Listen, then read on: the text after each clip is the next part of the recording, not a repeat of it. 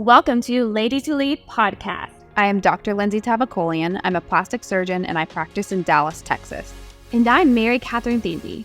I am the founder and personal stylist of Mary Monarch.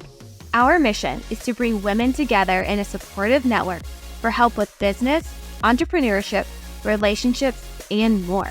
You are listening to Ladies Who Lead podcast, where we will share real conversations with real women to inspire us.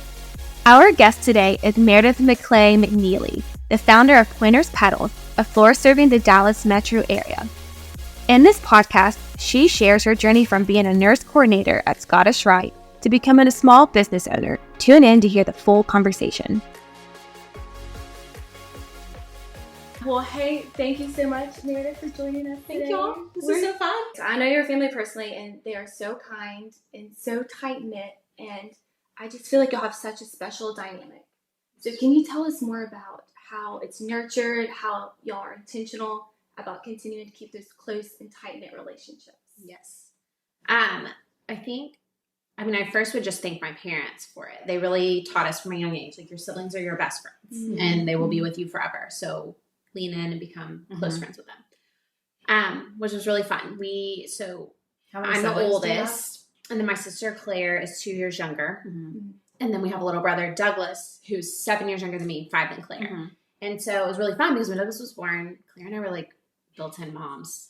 She jokes he has 3 mothers. Yes. But it's been fun because, we kind of like played the mother role for him all growing up. And then after college, I moved back home for that first, year.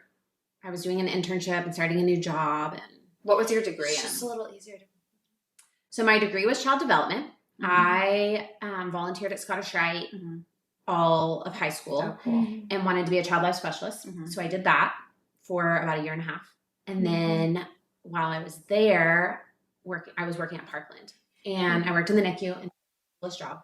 And while I was there, I really started kind of honing in on an interest for nursing, which I had been diagnosed with a learning disability when I was younger. And so I just kind of never really did well in math and science. And I was just like, I'm not going to do nursing because that's all math and science. But then, and then in college, I went to Baylor. So it was like 2 years. And then you had to leave after 2 years. So I was like, well, I'm for sure not leaving college to go do a nursing degree because, my future is not as important as my college experience. And so I just never really thought about it again. And then I was working on it. I was always finding myself like in rounds and listening and just like taking more of a role. And all the nurses were like taking me in and teaching me. And I was like, I'm just going to go take one class and see if I kind of like get my feet wet and if I like it. And I loved it. So then I left and got a degree in nursing. And this is like filtering into all of this. Awesome. But I left and got a degree in nursing. It was wonderful. And then I went and worked at Children's for a little while. And then an opportunity opened up at Scottish Rite. And it was kind of like a dream. Like I thought like in like 5 years after working at Children's, like maybe I'll switch over. Right. But I really loved my job at Children's. But they were like, this job is not going to come available again. So like if you want it, you got to jump now. Yeah. And I had, as I said, had been there all during high school volunteering. I volunteered there throughout college some, so it just is a place that's near and dear to my heart. So I was like, okay, well, if this is my chance, then I'll do it. So I applied, and thankfully they took me, a very young nurse at the time, not super seasoned, only knew like ICU life, did not know anything else. So it was a huge, bushy-tailed. I love it. So it was a huge learning curve, but it was a really great job. And I loved Scottish Rite is a really unique place, too. It's such a unique place. It was a really cool place. I mean, if called it like the Disney of like hospitals. Totally. Yeah. I mean, it doesn't, their goal is that it doesn't feel like a hospital, and it really doesn't. Everyone loves to work there. It was really sweet. So I was there for a few years, and then Justin, I kind of knew we wanted to we got married, and then we knew we wanted to start a family, and I just thought, it's a wonderful place, but there's just a lot of you've got just a lot of heaviness there. And I just thought, I don't know, like with raising a family, if this is exactly where the work that I need to be in at this moment, maybe like going back one day, but just with new babies, just didn't feel like risky. And what role did you hold when you were there, and what that looked like? So I was the nurse coordinator for one of the surgeons, the chief of staff, actually. It was really cool. I learned a ton. And he is a very talented surgeon. It was a really incredible experience. And so I would work with kids from all over the world. They would, a lot obviously from the States, but we would get children from all over the world, and they would come in for severe scoliosis and hip dysplasia. And a lot of these patients that we saw were nonverbal, non-ambulatory, feeding tubes, the whole thing. So my job was getting them ready for surgery. So everything from like the education of what that means to walking them through the treatment process to surgery, and then getting working with all of their doctors to make sure that they were a fit for surgery. And then getting our team on board with everything they were going to need during surgery, after surgery, all of that. So it was a really neat job. The world is very small too, because the surgeon she worked for trained my husband in residency when he was, because the ortho guys rotate in a lot of different places. They learn like the whole gamut of orthopedic surgery. And so he was at Scottish Rite for a long time, and so worked with him and did a ton of his cases. No, it's like I recognize his name because we would get all of the residents coming through, and they would be with us for a month, so we would kind of get to know them. What? It was really I love the it. world shrinks. You get smaller, Yep. get older. So during that whole time, I was doing flowers on the side for fun.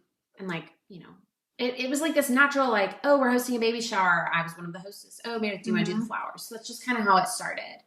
Yeah. And then As like a hobby. Total hobby. To enjoy. Yeah. And I just kind of was doing it more and more. And then my husband was like, you should pursue this a little more. And I was like, yeah, but like, what am I going to like quit we've been married for 6 months. Like, I'm going to quit my job as a nurse and just go full into this. Like, that's not necessarily my best idea.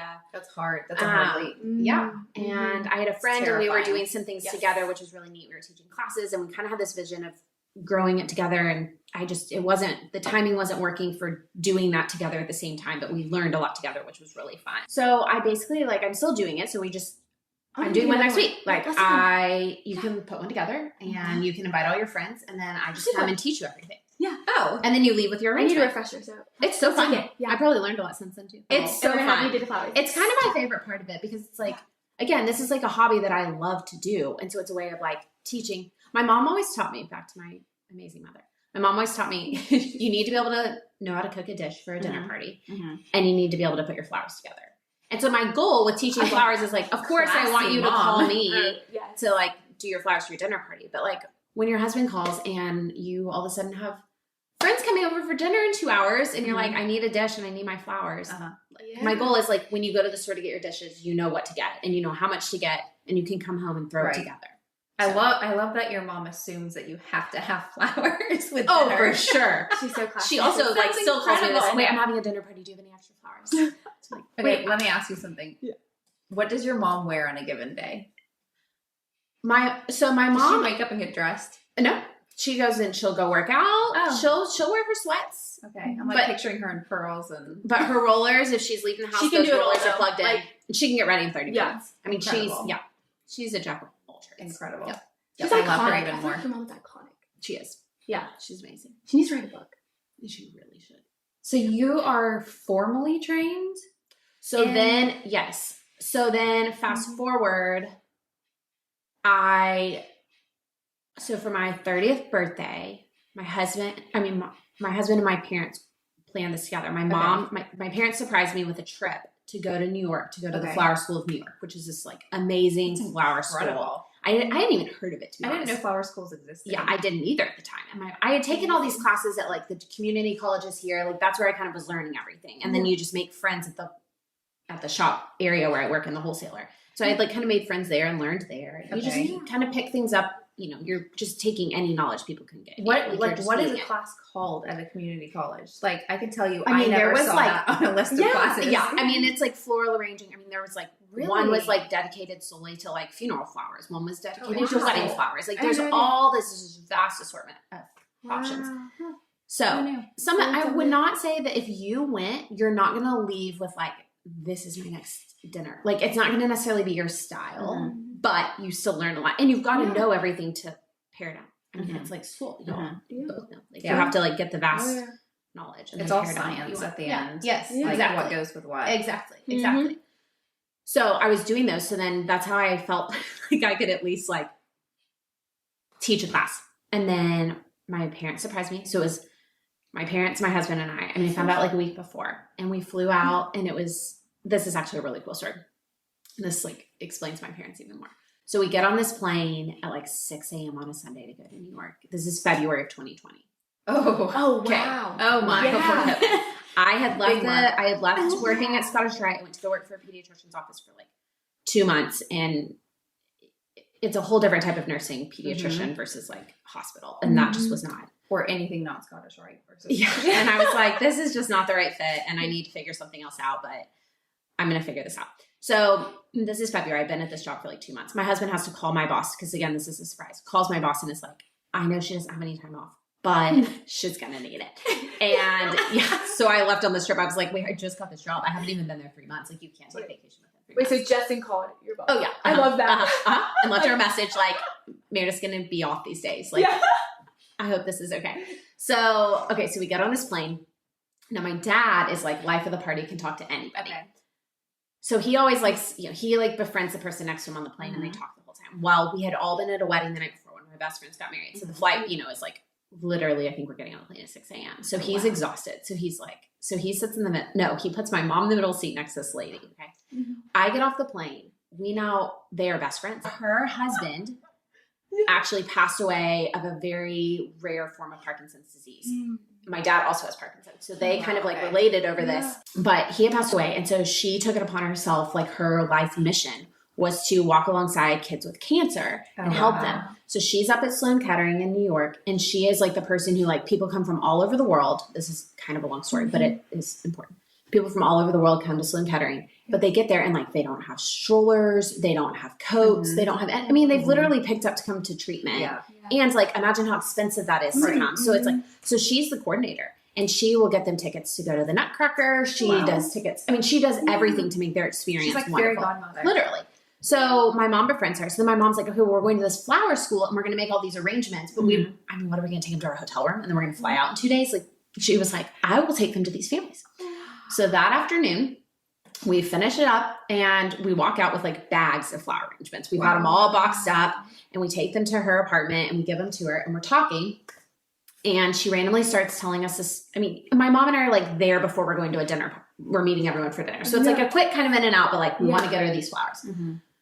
So she's pouring everyone a glass of wine, and she's walking into the other room, and she's mid-conversation about this family that had just come over from the Cotswolds, and their daughter has cancer. I cannot remember exactly what type. And she's like, and the other daughter has scoliosis. And as she's walking to the other room, she's like, she has scoliosis, and they just got a quote for surgery. It's going to be $60,000. And I was like, wait, come back in here. Y'all. You're like, I know a guy. I do. So I text him, and I'm like, hey, I've got this story. Is there anything you can do? Or like, could we try to work this out? And they were all like, yeah, we can do it.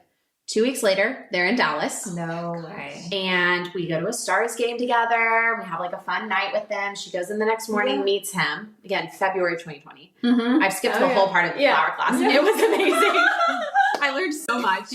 I think I had to like erase every ounce of storage on my phone because everything is just videos of me like filming the guy learning everything. And he was so amazing. So our teacher was out sick with the flu. COVID. So the man who, like, his name's Cal Crary, and he owns all of there's 2 flower schools. There's one in LA and one in New York. Or at least at the time. I have not researched if they've opened more. But he, like, still, like, responds to messages. Like, he's been so communicative and helpful. So I'm, like, filming everything, learning everything, just taking all these notes. And my mom and I are doing this together, and we are really living our best life. And then we would go meet the guys afterwards and eat at fun restaurants. It was so fun.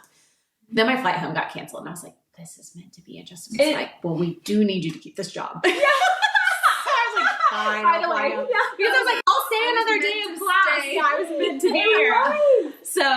So we flew home. I learned so much. So that's like early February. So then March of 2020, I end up leaving the job at the pediatrician's office. And I was like, I'll figure something else out, but this just isn't a fit right now. And so I go the next week to the wholesaler and just start making some arrangements for fun. And I just started posting them, and then people kept buying them. And then it just like kept going. And then the next week was COVID, the beginning of the shutdown. Oh my goodness. So everyone wanted flowers. Of course. So I was literally making them. We didn't live in this house. We lived down the 3 blocks down.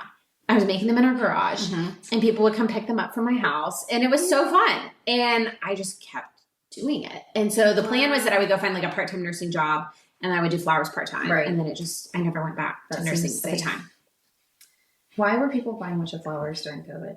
Everyone wanted them for their house. Like happiness? Yeah, like I just want something pretty. And then it was like, I can't take you to lunch for your birthday, so I'll send you flowers for your birthday. So it was just a way to like, which was really neat. So it was so fun. So I just kept making them and people kept buying them. And the timing was like perfect. And then a family friend of ours was a realtor. And so she was like, I want to send flowers to all of my clients because they're all home. Yeah. And so, I mean, I remember that was the first big order I had that first week of COVID because I was like, I don't know how long this place is going to be open. Right. The wholesaler. But then they have an agricultural license, so they didn't have to close. So it kept, so it just kept going. Yeah. So I was doing everything. And y'all, our house, I mean, it was just, so when you process all your flowers, you put them in these buckets, like paint buckets. And so you would just walk through our house and it'd be like buckets just lining all the halls, all the rooms. And our house was not big. Like, I mean, it was like, I remember pushing beds against walls to like make space for my tables. It was a mess. Where do you get your flowers imported from? So I buy everything from this wholesaler called American Agro. Okay. And they're over off of Harry Hines. Okay. But the big thing with them is that, so like 2 months into this, the next week of COVID, I found out I was pregnant. So then I really wasn't going into a nursing job because I was pregnant and nobody knew. Month. Yeah, it was a wild month. I look back at pictures and I'm like, this is comical. So a couple months in, I was like, okay, I've got to have some like separation of church and state here. Yeah. We got to get out of the house. Were you stressed during this, or was it like an exciting time? It was kind of fun. Like it was just kind of like, and this is. My husband was so encouraging with it, and he never seemed stressed by it. And I was like, okay, we're just going to keep That's a really big doing factor. this. Oh, it's huge. I mean, he was just like, you should keep doing this. This is working. Like, keep doing it. And he was like, I mean, he did all my books because I couldn't do them. Yeah. I mean, he got kicked to our bedroom. That was his office, moved to our bedroom. So he would be in there. And again, pregnant. So my smell, I would get nauseous. So I remember we would make these like paninis every day. Because again, you're home, you're not leaving. Yeah. Oh yeah. And I would have to like go like sit in the room where I was making the flowers, light a candle, shut the door. And I was like, for the next 2 hours, you can't come in or out again because I cannot smell the panini. I cannot do it. I cannot handle it. So no, he was very supportive and it was fun. And then, I mean, I did get some weird, like, I remember a lady being like, you're the reason that people are dying because of COVID because you're interacting with people. I was like, I'm not.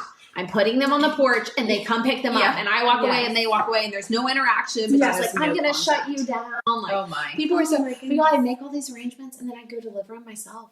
So it'd be like making like 40 and then I'd like to have the people come pick them up and then I'd like drive around. I remember getting home and being like, I just have to get in bed. I'm so tired. So then I hired this cute girl, came home from college and she came and delivered for me. And that's how I just started getting delivery drivers for like family friends who were home from college because COVID.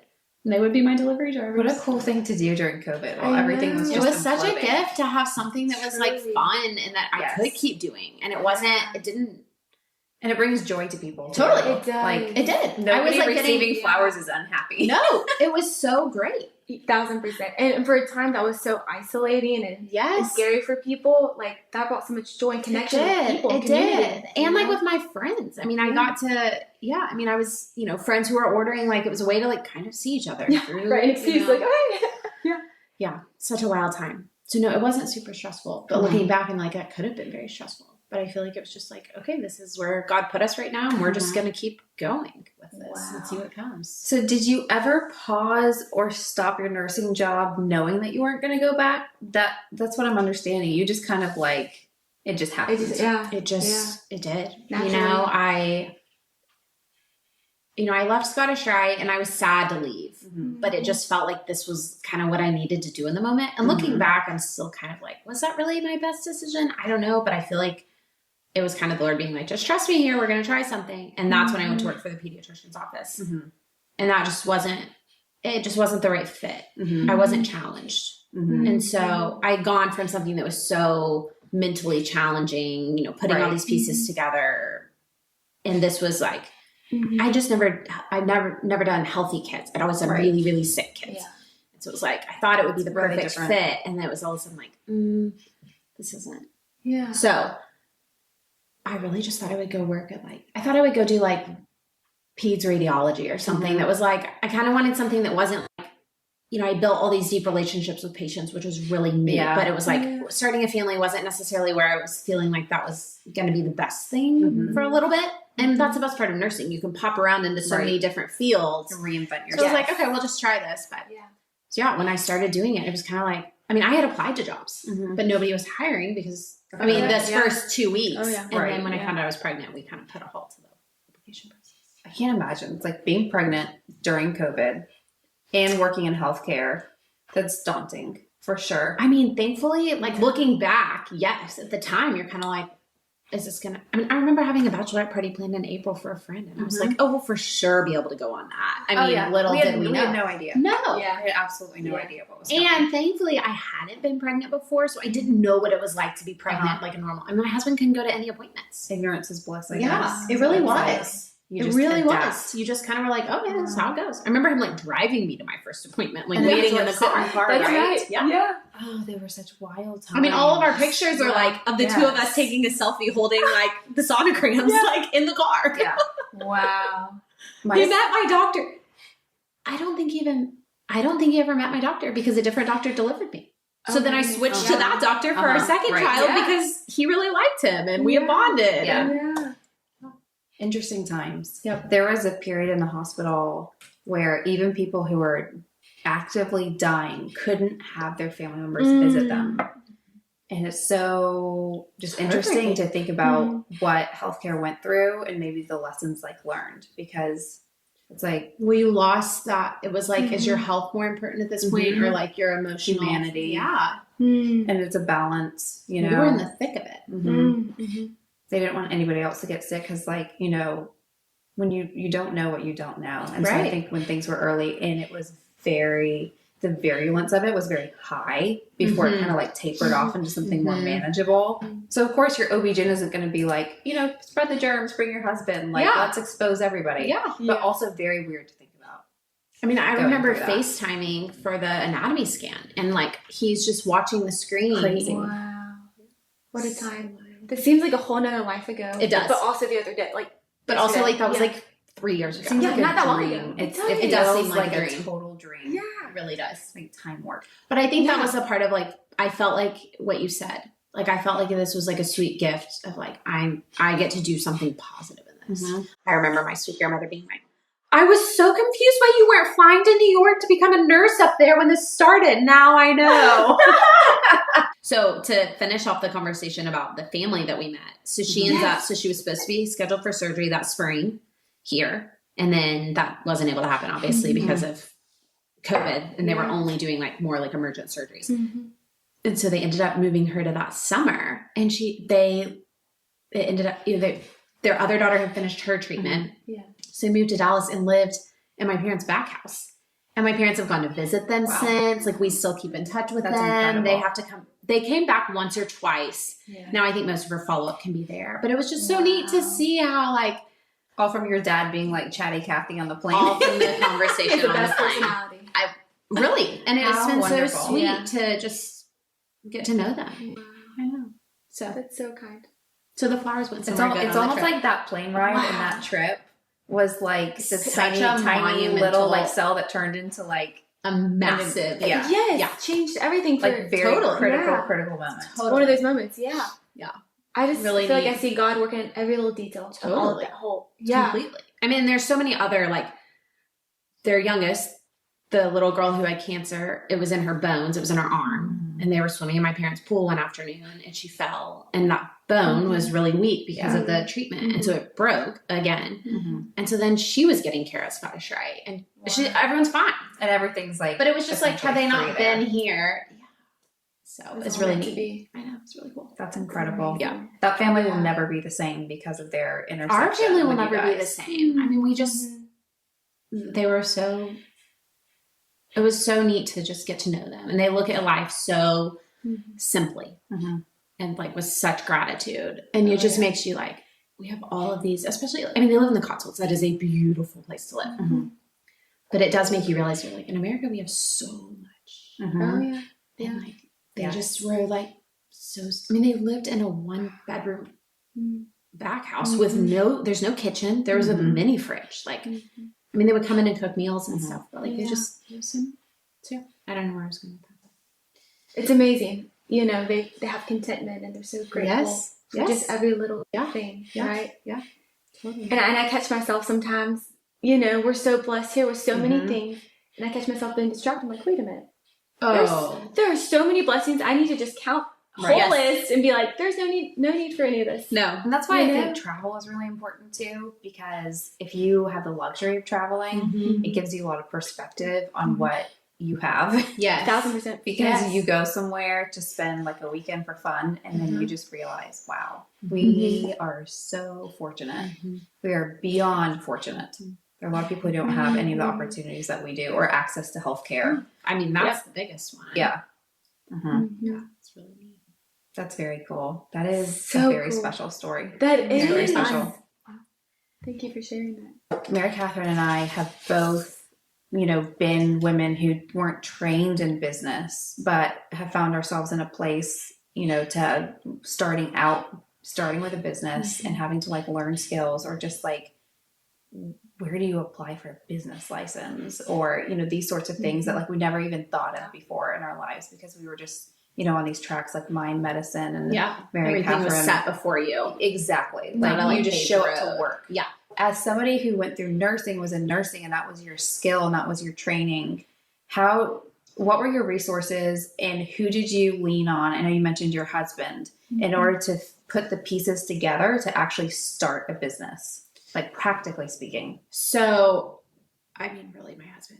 I mean, he still does all of he's the one up at night, like finishing taxes. Like he does all the books, all of it. There was a point where we were kind of like, maybe we need to find someone else to do this, just because his job schedule. Because, so to answer that, when we first started, again, he was home. And what's his background?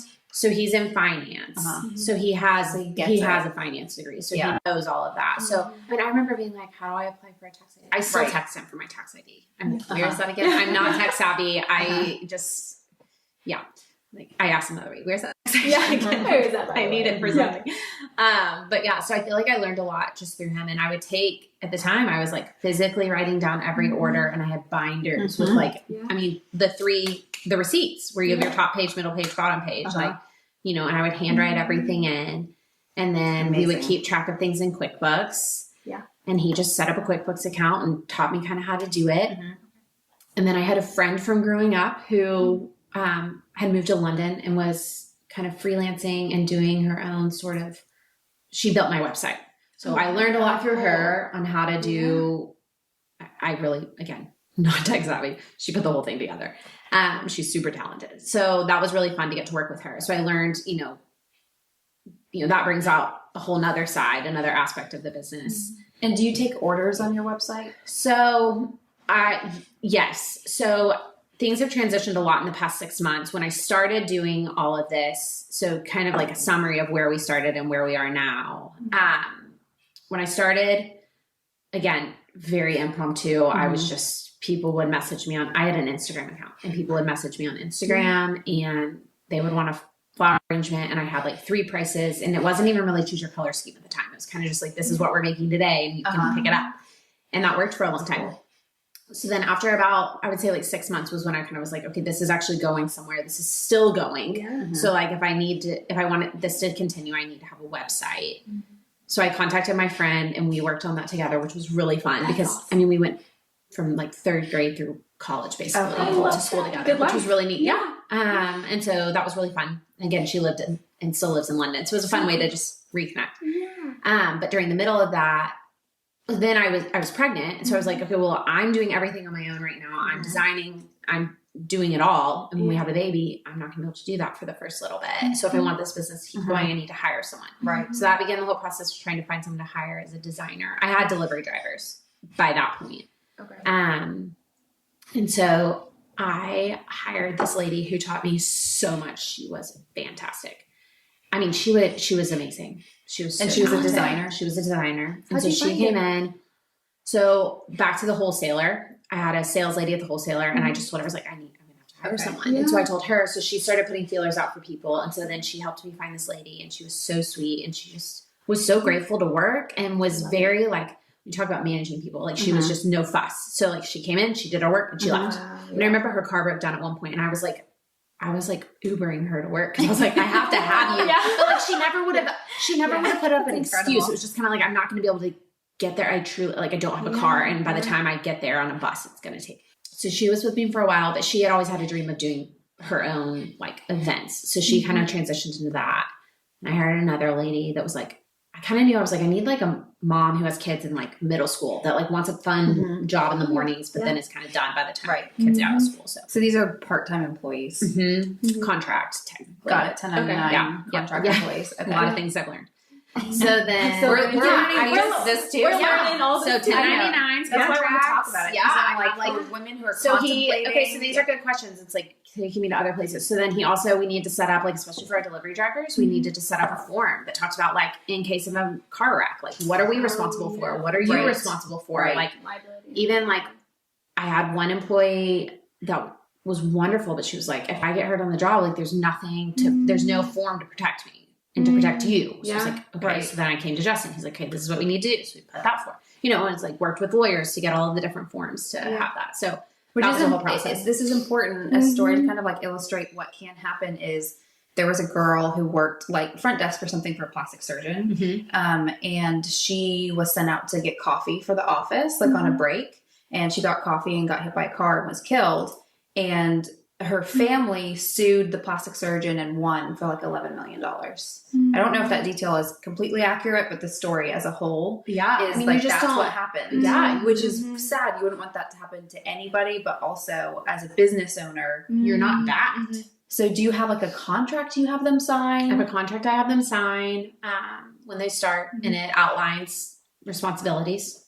And then how do you put that in a contract? Like for not responsibility for your injury. I mean, these are not fun things to talk about. I know. I'd have to go back and read it because I've had my most recent driver for like a year now. So I feel like it's been a while since I've read it. And did you have a lawyer that drafted it or reviewed it for you? All of it. Okay. And how do you find a lawyer that does those sorts of things for your business? Like, how did you find your lawyer? Is it a contact or what's their legal specialty? Contact, he does more like estate planning, but had the ability to do this. And so talk to different people who he knew to kind of gain that knowledge to be able to put it in play. That's awesome. Yeah, because relatively simple, but you do need but it has to be professional. Totally. You can't do it on your own. Yeah. Oh, yeah. And do they sign it every year or is it? We've only done it. Yeah. We have it like outlined like through your time as a contract employee. Okay. Something that, Mary Catherine and I talk about all the time without even having children, just as having our own small unit family, like husband, that we're trying to like, maintain a good relationship with. And like, I can't even imagine bringing children into the mix. How do you balance your career also being a business owner? I know it can, permeate your entire life because work is never completely like out, like you're not done. I think that's one of the like downsides of COVID was it did bring all of our work into our home. And so finding that separation again, I think it's been challenging for people. I mean, I think there were benefits of like people being able to work from home and being around their kids more, but I think it still muddied that water a lot. So I started doing when I started, I was doing flowers every day for everyone, anything, not capping things really. When I started hiring people, I had to kind of start capping, like we would sell out X number of orders a day and we would sell out. And that kind of depended on like what the day was, how trained my employee was at the time, how many they could knock out. Was I in that day also? You met Sweet Maria, who has been like a part of our family. So she's been with us since the beginning, even before we had Genevieve. And so that's been really helpful to have her as someone that feels like kind of part of our family at this point. And she helps with your children too. So the girls are out right now with my mom. She takes them to Bible study on Wednesdays. So it's Maria's time that she can kind of like be alone cleaning the house for a little bit. But most of the time she gets to just play with the girls, which is fun. And she is here to play with them first and foremost and to love on them. So that's been helpful. So I guess, we're basically starting year 4 now. And so looking back, the business has changed so dramatically during that time. So like I said, we were doing the flowers. There were no events during the beginning because we couldn't have them. Then as events started, we kind of picked those up and I was in doing those. And I kind of had an outline of days, like Maria's here 2 days. And then my mom helps me another day with the girls. So I had basically like 3 days a week that I knew I could go in and work. So it was like I had people working a couple of those days and then I was working some days and we overlapped some days and we just kind of played with that. I think I thought hiring people was going to really help, and it did for a season. But then as you keep growing, and different businesses are different, but managing people is its own thing also. And you carry all of the burdens that they're carrying. And that can just be, you know, you want to do that, but it's also, it's just, you know, that's just more. And so sometimes I think you just have to recognize what season of life you're in and what more is beneficial to be taking on and what more is beneficial to kind of say. So as time went on, we just kind of started realizing, Justin and I started realizing, like, while I like the idea of having these everyday orders, I'm not in doing them anymore. I mean, at that point, up until this past August, like, we were running Monday through Friday. I was doing events on the weekends as I felt I could take them on. But I had someone working for me 5 days a week. So I wasn't really in working physically as much as I wanted to be. I wasn't working. I wasn't getting the joy out of doing it anymore because I'm paying someone to take care of the kids. With it. Well, I wasn't as engaged physically, but I was engaged on my phone. Right. So it's always on my phone, checking. And even though the people I hired were super talented, it's still your name on it. You still have a vision that you have to describe to them. So even though, you've built, and even though you've trained them and they have everything that they need, you still sometimes are like, maybe do it this way today. So I found myself always on my phone, and I was like, I don't want my children to remember me with a phone in front of them. And so that became the biggest thing, was like, this device is really like frustrating to me. So we came to the conclusion in August that we were going to let go of that side of the business. We have 2 little girls at this point. What do you mean by that side of the business? The daily orders. And now we're only doing events. Incredible. So I will say, like, I have people, like, I'm doing 2 events this weekend that are super manageable, and I'll go in tomorrow and I'll process all of the flowers. There on Saturday, I'll process everything. They'll sit in the cooler overnight. Friday, I'll design all of them, probably here while the girls nap. And then I'll deliver them Saturday morning. And my mom's going to watch the girls while I do it because Justin's out of town. So it's like, it makes it fun because I'm actually getting to do it again. And you have a warehouse? Where are you like going into? So the wholesaler that I started at, which like rewind way before, my aunt, my dad's sister, I was telling you this a little bit in the beginning. So she loves to do flowers. She's an interior designer. So she's always gone to this wholesaler and bought from them. So she had introduced me to her salesperson. And we had bought flowers together like 10 years ago. My siblings and I were going on a mission trip together. And she was like, I'm going to give you my help with the funding for this mission trip. Is I'm going to buy all the flowers. And then I made all these homecoming bouquets for all of my brother's friends. And then because he was still in high school and I was in nursing school. So then we sold them all, and that's how we raised money for the trip. So I met Shelly, the salesperson I used, until she just recently left. So I used her. So she was the one who, by like May of 2020, I was like, I got to get out of my house. Like this, y'all, they were shipping boxes to us of flowers. Like I would order through Shelly. Their drivers would bring them to the house. We would wipe down the boxes. I can understand. It was just like, and at that point, that's where we're looking for houses now. Yep. You gotta separate this. You gotta get out of your space. So she was like, why don't you just come work here? She was like, we have a couple different areas that we let people come in, and they just like took me in. I mean, and like their signs, like you have to like, you know, reserve these spots, and like the sign is still there 4 years later. So I'm still in the same. But work is work now, and home is home. And even with the transition of not doing dailies, they've let me keep that spot, which is really sweet. So now I've built relationships with everyone there, which helps. And they have a cooler, so I can store everything in the cooler. Oh, that's so nice. It just makes it really easy. Storage, Do y'all have like a set boundary with phones at home? Like when you and your husband are at home? We've been talking about that a lot lately. Even if it's not like work boundaries, but even just like social media scrolling. I go in and out of social media, of like being on it and not being on it. It's hard with the business because, I mean, I don't think that it's vital, but it is what got my business started. Was like influencer ordered, and then she posted, and then that just blossomed. Which is a huge blessing because it's free advertising, which generations before us did not have. Right. But it comes with its territory. I remember my husband at one point being like, what if we put out like flyers or something? He was trying to get creative about ways to advertise, and that was kind of in the beginning, which was cute. I was like doorstep flyers? He's like, yeah, I mean, people read them. And I was like, you're probably right. We didn't do it. It was a good idea. I was just like, I don't know that I can take on anything else right now.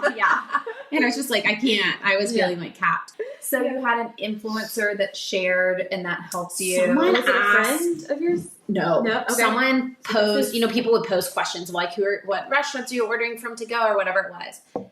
Okay. And someone responded like, who's your favorite florist? And someone responded with my name. Y'all, this was like a week into COVID. Like I wasn't a florist. Like I was like, did 60 arrangements for a family friend who was sending them to her clients. Like that's all I had done at this point. So I don't even remember exactly who that person was. Yeah.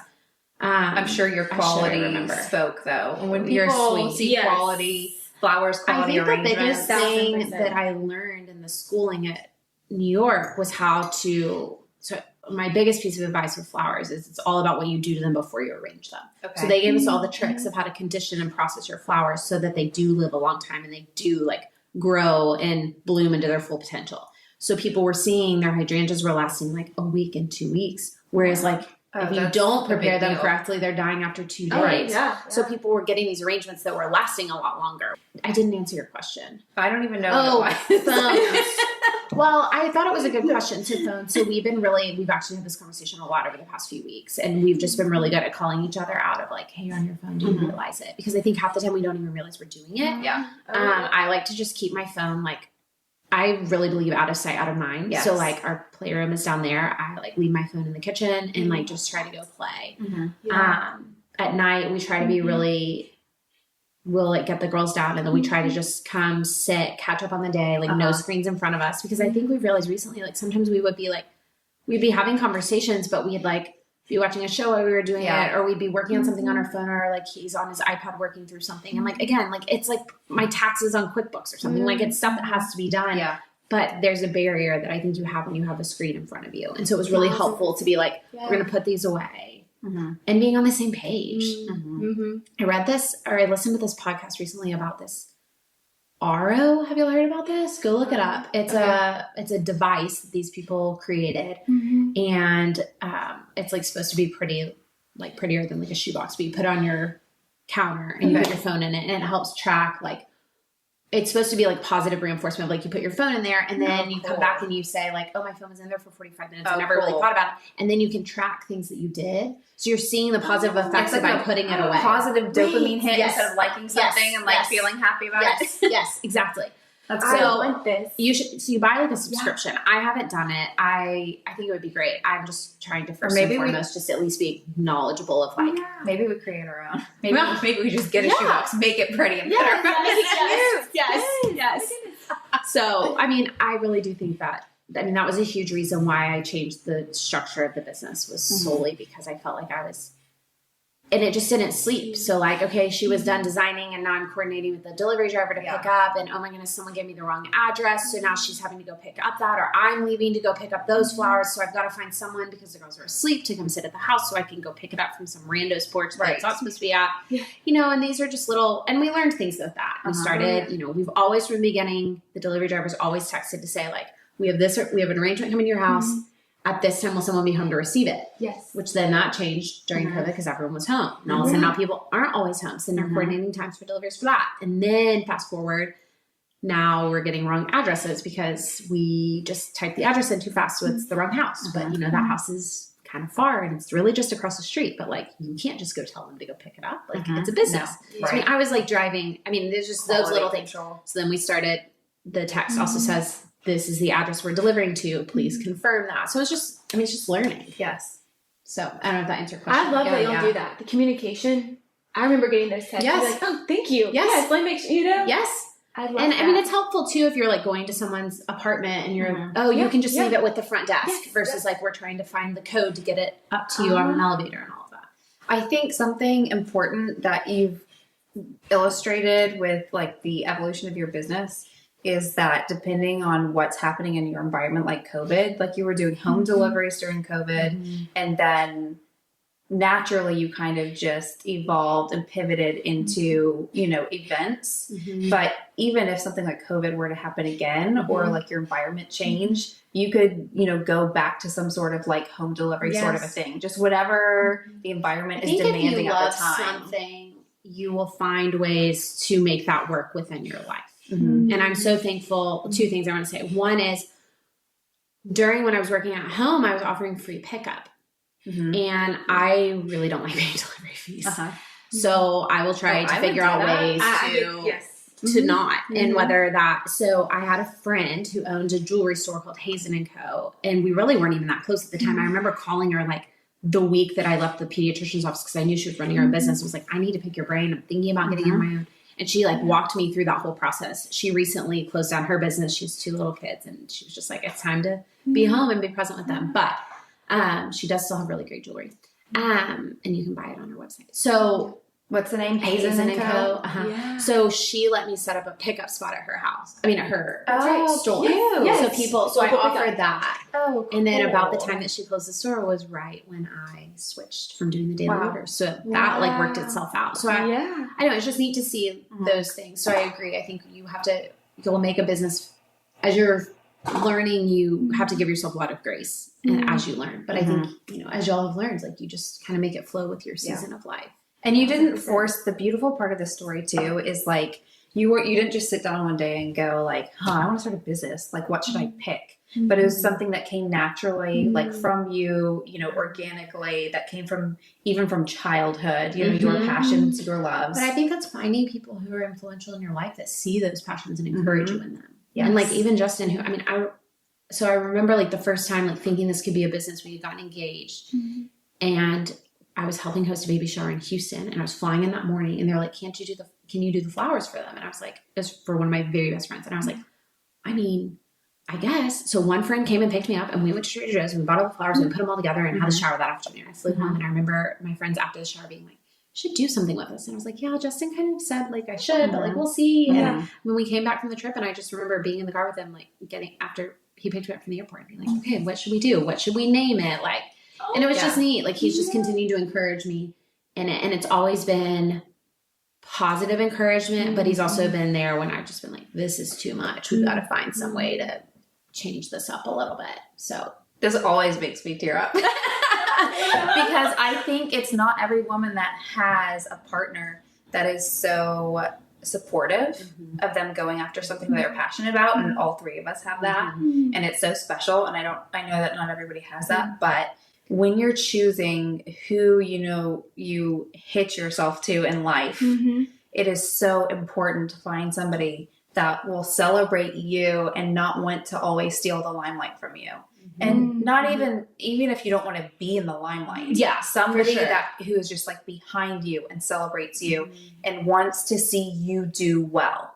And I think too, with what you're saying, I think that's so true. And I think for people who maybe are in a situation where they are married, but they don't necessarily feel like they're getting all of that full support, maybe look around and see who else is there that's supporting you. Because I don't think that those people don't exist. They might just not be the first person you're looking to for that. True. So I think, if you're not married, look for that. Yes. And if you are, and you're feeling like maybe it's a season of that's not where your spouse is supporting you, talk to them about it. I think it's really important to have a conversation, but I also think look around, there are other people too. Right. Maybe if it isn't their natural personality to be a cheerleader, which there's plenty of people who are not. Wonderful people, and that's not theirs. Yeah. But and I think there's a lot of like, fear that goes into it. Like you're taking this huge leap of faith, starting a business. Like you're probably letting go of a good salary. You're probably like, there are all these different things, but I think that's where like, I know I felt prayer is super important, of just like watching where the Lord's going to lead you. Because if you're not, we can't make those decisions on our own. Yeah. And trust your gut. And, whether or not you interpret that as being like God's voice in your life, or where you are, what you feel about God, or what your relationship is. I think Mary Catherine and I have talked about this a lot. Like, I think that God speaks a lot through other people. And it's not so much like this thing where it's like, oh yeah, God spoke to me from the heavens. Like the heavens opened up and spoke to me. But people in your life are there to give you really important messages. And part of that, I think too, is your gut. Like your response to like hearing that is when something seems off, trust your gut, because it probably is. Like relationship or opportunity, or even if something seems risky, but your gut tells you to go for it and not go with the safe answer, then definitely, I think you just like, you trust your gut. And I think that's where, I know something I've been learning lately, leaning into the faith part of this, is like the Holy Spirit's always with us, but he's with us in the present. The Holy Spirit isn't when we forecast out these situations that are to come. Like, what if I do start this business and it doesn't work out the way I want to? But like, the Holy Spirit's not in that yet. He's only with us right here. And so I think if you like that, if you can listen to your gut of like, what is the Holy Spirit leading me to in this moment, then you can trust that to take the steps forward, knowing he will be there in those next steps. I love how you just explained that. Someone explained that to me recently, and it has like really changed how I look at like decision-making processes and what's to come, and like trusting my gut for like the right here, right now, not the, okay, if I make this decision, what if, which I think is, if you look backwards on your life, you can see that and how the Lord has guided you through school. Like, did you know the whole time what path you wanted to take when you finished? Maybe you did, but like there were things along the way that really pushed you into those directions a little bit more. Closed doors, open doors. It's all easy to see in hindsight. I mean, I look back on this whole business starting and think like, if you had told me this is what I would still be doing today, I would have been like, we'll see if it pans out. I had a friend that wanted us to do it. She wanted me to quit my job. She was like, let's do it together. Let's quit our jobs.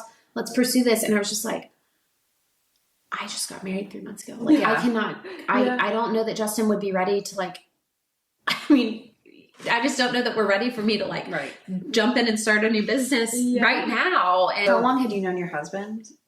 So my husband and I had met in April. We met in April. We got engaged in January and we got married in June. Wow. Fast. When you know, we went through some, like, my sister got married 2 months after we met. My dad underwent some major surgery like 3 months after that. We had gone through some like kind of big life things that like kind of taught us enough. You see people under stress, under difficult situations. So you're like, okay. Yeah. I think, He just had to like jump in when my sister got married. I was like, you're not coming to any of this. Like, I'm not. And through sweet friends who convinced me, you should bring him to a party. And then he was like, can we like exclusively date? And I was like, no, we cannot exclusively date right now. So then he goes to another party. He flies to Tulsa to go to another wedding shower for my sister. Oh, he was and in is it. playing golf with all the groomsmen, my dad and my brother. And we're still not dating at this point. Okay, I'll be your girlfriend. That's amazing.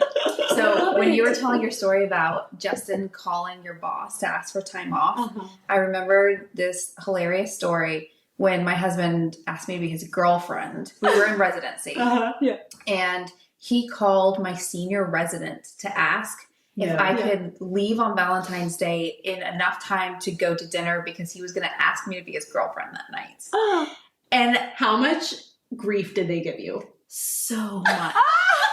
So much. But they all knew him because at the time I was on a VA rotation. And so VA is small, surgical crews are small. We're both surgical specialties. And I'll never forget, I was actually on a general surgery rotation because I was an intern. And my general surgery chief was Jason Dillon. He's only a year ahead of me, but like they were the chief of the service, PGY2.